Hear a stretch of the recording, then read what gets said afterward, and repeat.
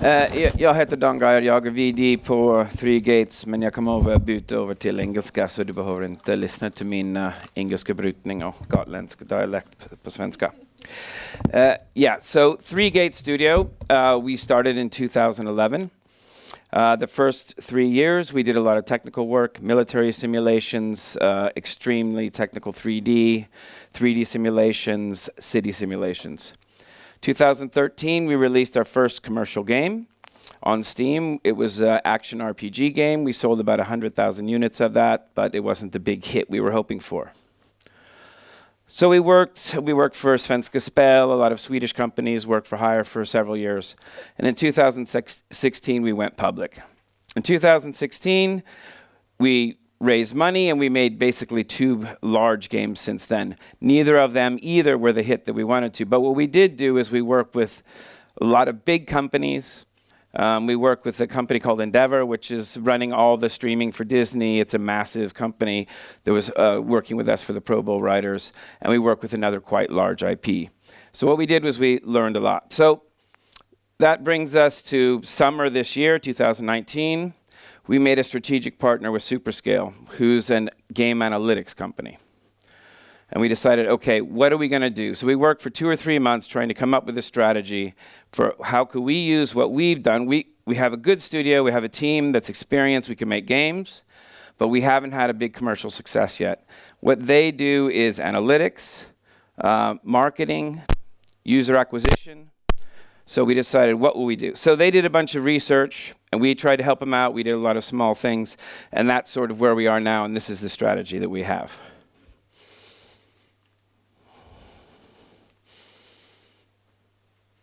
Yeah. So what the conclusion was of all this is we looked at all the games that we had in our portfolio, and we said, what could we be best at? So we decided that we wanted to be at least one of the top 3 studios at whatever we decided to do.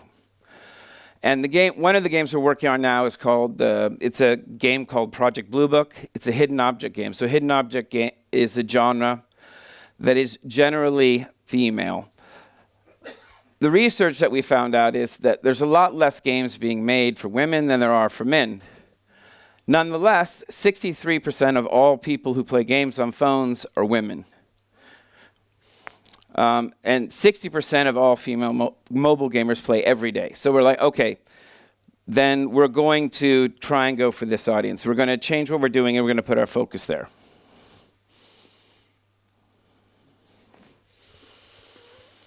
So 3 Gates' strategy was to focus on female target group for mobile platform. Why mobile platform? And that's because our partner, Superscale, is experts at the mobile platform. And so we've made games for PC, we made games for mobile, and we made games for console as well. And we thought, but this is where we have a partner that could really help us. So the other thing we did, and I'll talk a little bit more about that, is we saw, okay, we're missing 2 or 3 things for us to really succeed, or how can we raise the chance of success? So the main thing we did after we partnered with Superscale was buy a company called Tivoli.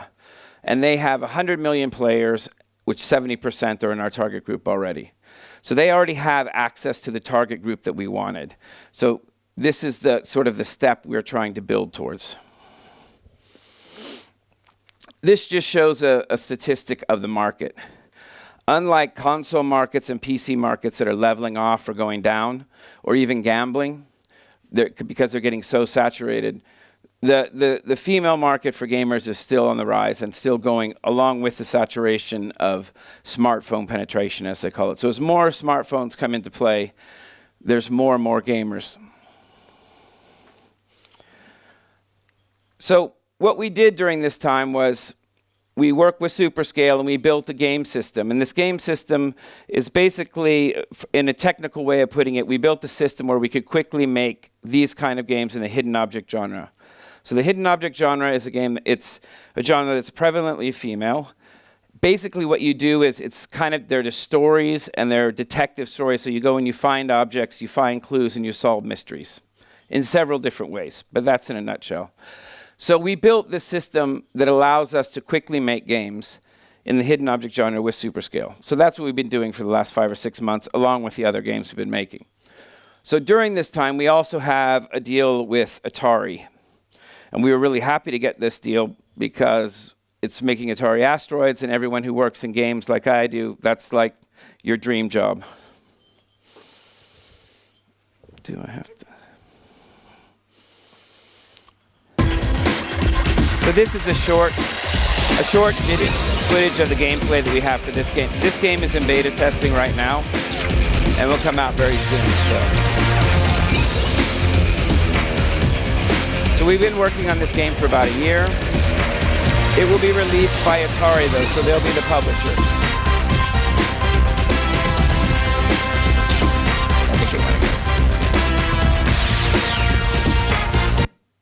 Yeah, just go. And then. So this is our hidden object game. The game. Join the investigation into real UFO reports. 3, 1, 5. Play inside the most haunting episodes with the characters you love. You're the only person I trust right now. Discover new cases that are not of this world. Control, is there any other aircraft in the vicinity? Negative. Will you uncover the truth? If there is something more going on here, I want to know what it is. Or join history's biggest cover-up? Need I remind you of our purpose here? Flying saucers don't exist. Project Blue Book. So this game is done with History Channel. It's Robert Zemeckis' production. He did Forrest Gump, Back to the Future, quite good director. The series is doing really well. The season 2 of the series comes out in January 21st. So we'll be releasing this game in sync with that. So we're releasing it now slowly. It's out doing soft testing in England. And then we'll be releasing it more and more. So it'll be in global launch when the series comes out. So History Channel will be releasing the TV series, 10 episodes long, January 21st in 162 countries. So it should be a good marketing push for us. So that's sort of what those Asteroids and Project Blue Book were games that we decided to make before we sort of developed this strategy. But what we've done with Project Blue Book is we've developed this hidden object system. And then what we've done is we've basically acquired this company, Tivola. And Tivola is over a 20-year-old company. It's almost 25 years old, actually. It's a German company, has a long history of making pet games and care games. So they have animal hospitals, pet hotels, veterinarian games, quite a large portfolio.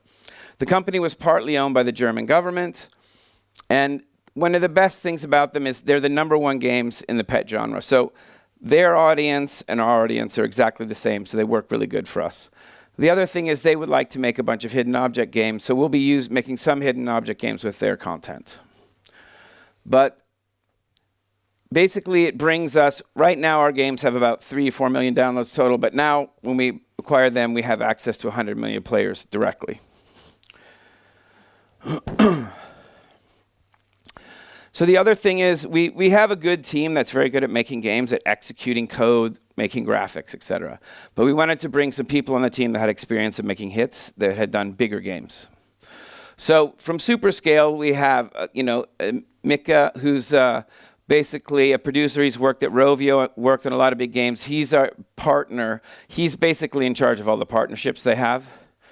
And then they also have user acquisition specialists and game design specialists. Those are people that our team can work with. We also brought in Stephen Altman as a designer. So Stephen wrote Pearl's Peril, which is one of the top 3 hidden object games of all time, grossed over 100 million. You can't get the stats, but quite a bit of money. And then we brought in Lucas, who's worked on over 20 or 30 hidden object games. So we brought in a team that's worked on these games that were hits before. Then we also get from Tivola a very good game designer and a good publishing partner. So one of the things of Tivola's strength is they have a great relationship with Apple and Google to get features.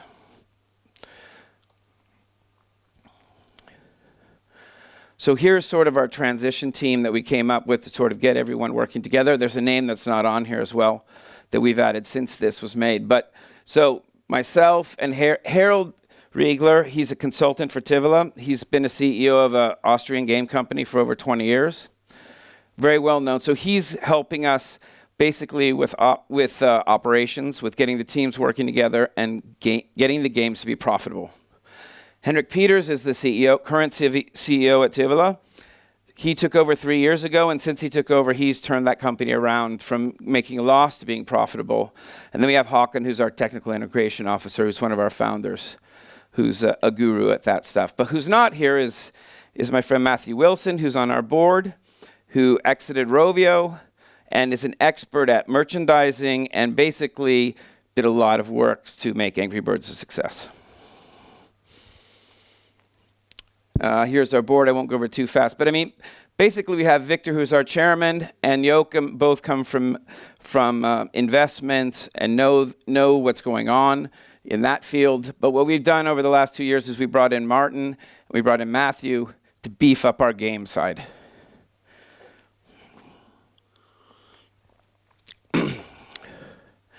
So Matthew Wilson, as I said, exited Rovio, was there for many years and a big part of their success. Martin Ekdahl exited Danya Labs Simplegon to Microsoft. Both of them know how to exit and both of them know how to make money, which is kind of what we're looking for. We're looking for adding experience for people who know how to make profit. So here's our diagram that we were making, and sort of before we had Superscale and before we had Tivila, we were somewhere down here. Do we have access to the target group, and do we have quantity analytics? To make money in mobile, you have to have good analytics, you have to adapt, and you have to be quick. And you have to basically have access to user acquisition money, so when things go good, you can scale up fast. So with the access of, with acquiring Tivila and with having Superscale as our strategic partner, basically it moves us in one step over there to compete with our, basically the two biggest rivals in that genre.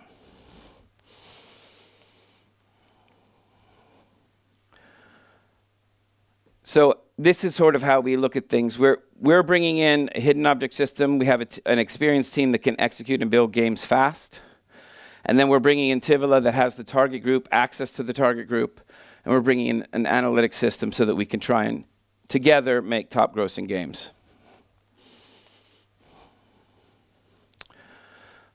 So after we just now had a couple of visits to Tivila, a lot of negotiations back and forth, and then we actually had a physical visit with Matt and myself going there to visit along with Mika from Superscale. Then we obviously have access to their books, and they have quite a large portfolio of games, and with the 2 games we have coming out, and so the board has basically updated our income projections for the next 2 years.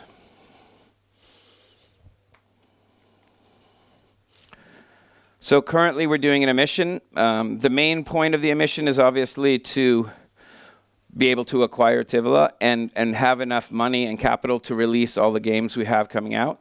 Tivila also has 2 games coming out in 2020.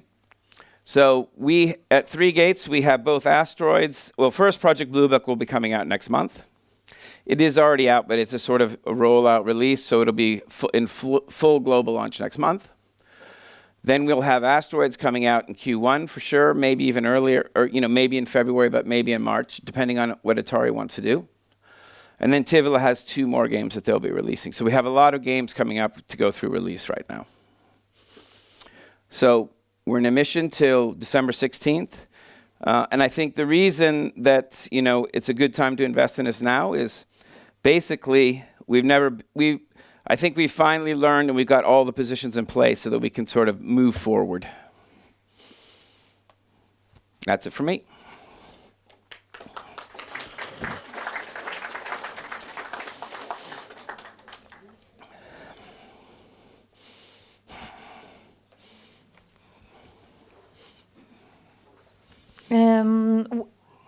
What are your plans for the future? So I mean, our plans for the future is to make a portfolio of hidden object games until we have 2 or 3 top grossing games. So that's basically it. I mean, we're Superscale, Tivila, and us, we're just on one line, and that's what we're shooting for. What makes 3 Gates a good investment at the moment? What's the main reason one should invest right now? I think, you know, we're at a good price, and I think we have all the pieces in place. And before, when we were making games, we were doing products that were a little more risky. Now we have quite a large portfolio, so we have a much more stable income going forward. So I think that we're in a place where we can sort of plod along until we find our hit. What happened to your rodeo game that you presented last time you were here? Yeah, no. So the rodeo game went out. It was, you know, it's doing quite good digitally, but we didn't get into a few places in the U.S., so sales were less than expected. They were much better in Brazil, but in the U.S. it didn't get into Walmart. So it was a pretty big disappointment for both us and THQ Nordic and PBR. Martin Ekdahl on our board is still working on trying to fix that. Maybe Fredrik has a question. Yes. Your last quarter was turnover-wise, it was slightly bad compared to last year. What was the main reason about that? How hard is it to understand that reason? Yeah, I mean, I think basically for the last year, we've been focusing on making 2 games that aren't released yet. And obviously, we've sort of changed our goals, so our team needs have changed as well. But we're spread pretty thin right now, trying to get these games out, and we haven't been focused too much on building our current portfolio. Obviously, the thing with THQ, you know, we're trying all the time to get the rodeo game out more, which could be access to funds. So there'll be some movement there, hopefully soon. But I mean, I think we basically put everything into development of these 2 games. How long has the discussions between you and Tivola going on before you finally announced the... Yeah, we started in June. Yeah, so we started in June. We met the first time in August, face-to-face. So quite a while. Yeah. The Atari games, yes. Does it just me, or is it a little bit retro times even there? Yeah, I mean, it is retro times. I mean, we're very excited about Asteroids just because it's such a big title. We have two other games with them. It's a little bit different deal than we normally do because they'll be the publisher. So we're just making the game, and obviously we get a royalty and a % of the game. But they'll ship the game under their name. We'll still be the developer, but it'll be under Atari's label when they ship the game. But yeah, I think, they have a pretty decent, title of games, obviously, and a fairly good name. So we're hoping that we get some traction with that too. Okay, thanks. Yeah. Har vi några frågor från publiken?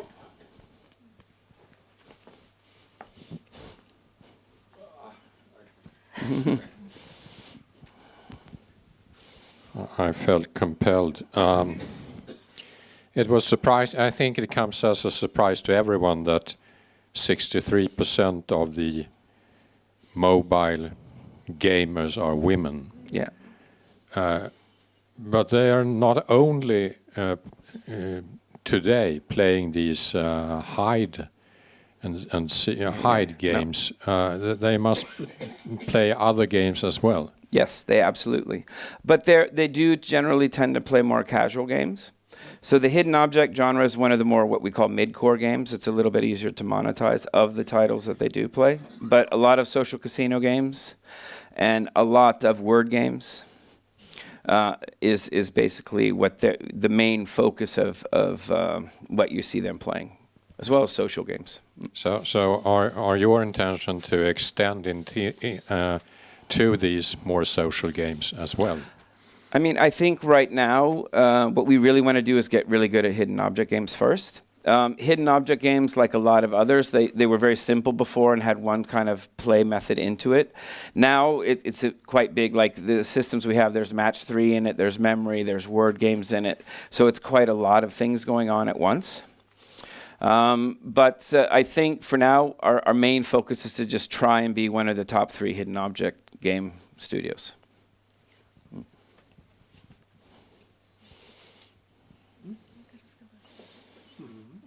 Någon annan fråga?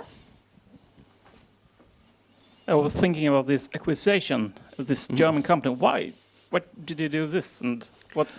There's a lot of reasons, but first of all, they have revenue coming in, and second of all, they have access to a lot of players, and then they're a company that comes from non-free to play, so they come from a history of what's called premium.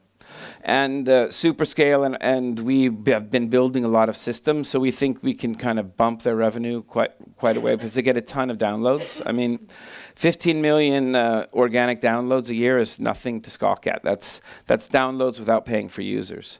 And if you look at like the companies that we want to compete with, the top selling hidden object games, they've had 15, 17 million downloads. Those are games generating like $50,000 a day. So, I mean, it's a lot of downloads. We have access to players for free. So you are also big in the US market, or? Actually, surprisingly, Tivoli, although they say their target group is 18 to 25, I mean, it really, their target group spreads all the way up to 65. So it's only about 1/3 of their audience is under 25. And the business model of the game, what's that? Yeah. I mean, basically, it's a free-to-play business model. And people, you want people to engage, and people are generally spending through, it's about 50-50 ads if you look at the other games in the genre. So you're about 50% is going to be ad revenue, and you're going to watch an ad to speed things up or to get a bonus. And most of the people monetize by speeding things up. There's a lot of countdowns and timers. So if you want to move faster through the game, then you pay. Okay, great. Any questions here? Thank you very much, Tom.